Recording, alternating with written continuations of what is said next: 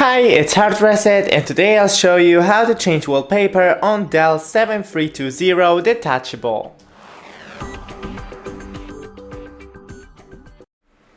So, first option is to go into Settings,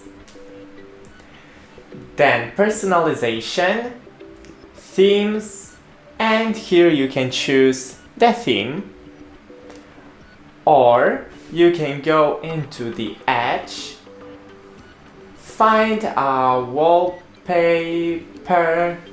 or other picture that you want. For example, images. For example, this one. You save image as, save in downloads, go into this, open. Now click these three dots and set as background. And now it is in here. That's it. Don't forget to leave a like and see you in the next one.